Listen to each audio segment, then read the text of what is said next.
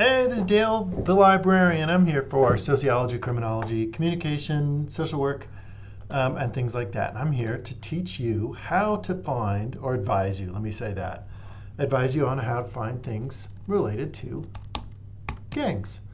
When you're doing research like this, the context really, really matters. So there's going to be people looking at it from like the health sciences, people are going to be looking at it from like the business side, people are going to be looking at it from like the public policy, international relations. It's really complex. And so um, here's how I would start. First thing, since there's a lot of government interventions and interests and studies on things like this, for the United States, you can just go to usa.gov and type in gangs.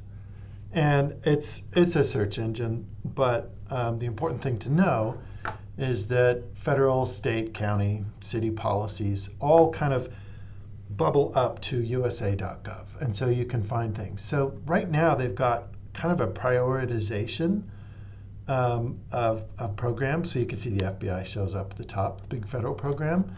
So the more words you add, you could do gangs. I looked in Utah and I didn't find any. I went to utah.gov. But that's up to the government of Utah. However, they're still held accountable for making information available. So I would say the USA.gov is a little bit better.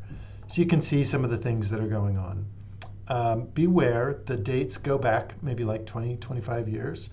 And so if you're looking for older historic stuff, let me know. Here's my email address, dale.larson@utah.edu. Okay, so after we go out to the open web, also, there's like, if you go to Google, one more search to show you. If you go to Google, you can do what I call a contextual search. You can do gangs, and so if you put the topic or the context that you're interested in and then follow it with a colon, any keywords that you have after that will then prioritize stuff that has that original context. So here, you might find like an AI suggestion. You might find some non-government organizations. You might find, what are solutions to gangs? You might find some more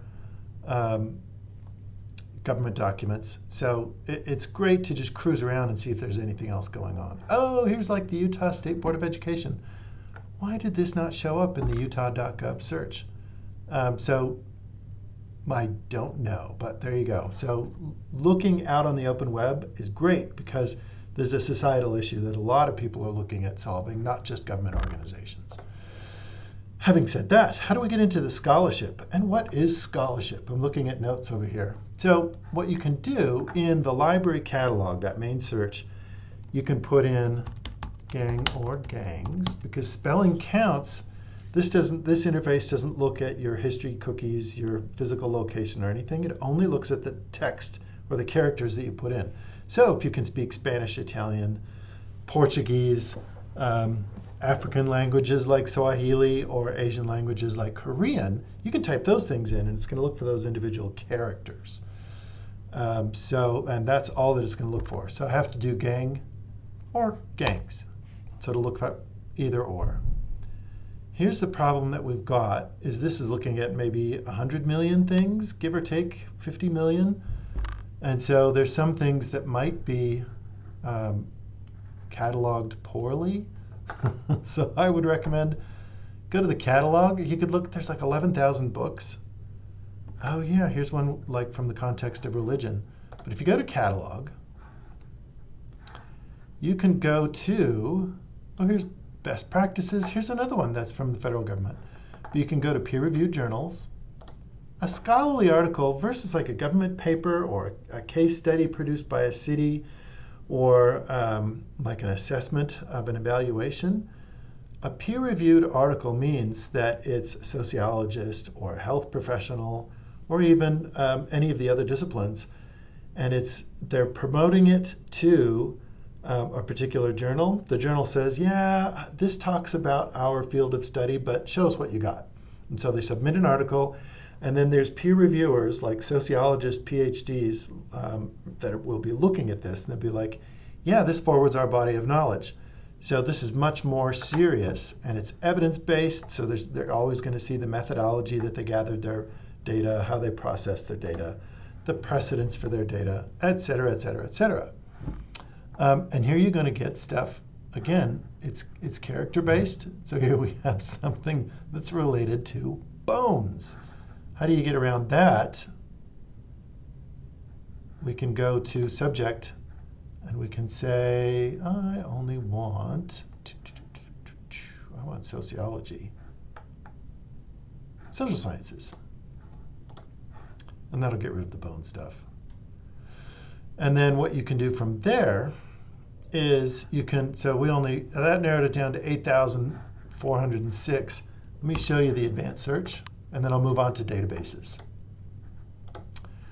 So I could do gang or gangs, and then I can say, I only want stuff from the last 2 years.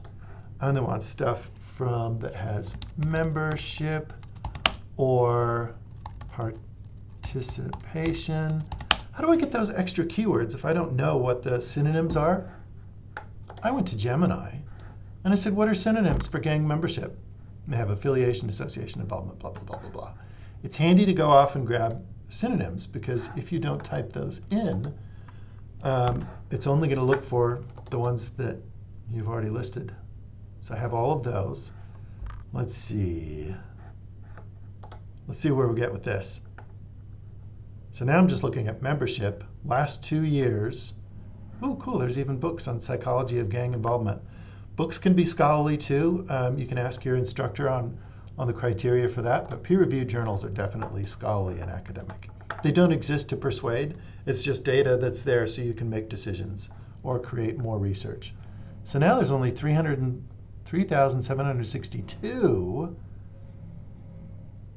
from the last 2 years. Now I'm just like, well, how do I do an intervention or prevention? And again, I grabbed synonyms from other sites. The more keywords you add, the narrower it's going to get. You still have to click on peer-reviewed articles. Oh, rehabilitation. So here's one that looks at demographic information. It's fascinating. All you have to do is go through these and look and say, hey, is this one exactly what I was looking for? Or am I looking at something else? And you could also do like a particular context. So let's see, health or medicine. The deeper you go, the fewer and more focused your articles will be. Oh, I got the same results. I wanted to find, oh yeah, laser tat, there's medical. Laser tattoo removal. Okay, let me show you some databases. In the library, we have the general catalog, which looks at books and articles and newspapers and a whole bunch of stuff thrown together. But if you go to databases, you can go to focused things that look just at a context, like education or nursing or electrical engineering. So you can go in by name of database, or you can go in by subject. But I have a list of my favorites that you can use. So you go to the research guides, sociology. Go to the research guide, sociology. I'm currently making a criminology guide that'll be up. But if you go to sociology and social research methods, cover up my head, these are my favorite place to go. So CQ Researcher magazine are not scholarly, but it's great to get ideas or names of people who are championing interventions or change. This polling, this is most of the newspapers in the United States, so you could look up gangs in Utah. Pew Research Center you might be familiar with, it's an open web. But, oh, and here's my contextual searching.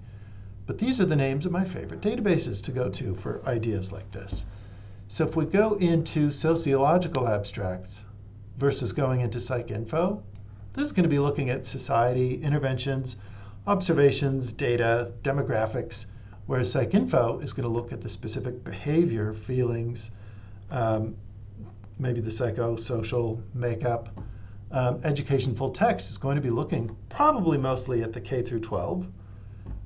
This is public policy. So these are my favorites. I'll show you education in full text. So I'm going to go to advanced search, and I'm going to do that same thing, gang or gangs, and I'm going to do that membership. But this time, instead of looking everywhere, we're only looking in the context of education. Ooh, counseling. And this one also has a peer-reviewed checkbox. And also goes back to 1928, a smidge too out of date. So I'm going to come up to the pandemic. Oh, that one's great. So instead of like talking, how do we fix those gangs? This one's kind of like a makeup of what it feels like to be in a gang. Marginalized identity. That's great. Oh, by the way, how do you cite these things? There's a citation generator in all of these articles. If you're doing APA, note that oftentimes it gets the title wrong. So that should be sentence case, where most everything is lowercase except for the first word. In the library catalog, there's also a citation generator. Let's pretend that this is one that we wanted. And there's the citation generator right there. If you go to a website, let's go to youth.gov, gang involvement prevention. Let's say we want to cite this. There's EasyBib, Cite You Like, or ZBib, which is part of Zotero, where you just put in the URL, and it will spit out a citation for you. Again, this is dale.larson@utah.edu. This is what I love to do. Email me with your questions or the nuances that you're looking for, or if you want me to check something, I'm happy to do so. Have a nice one.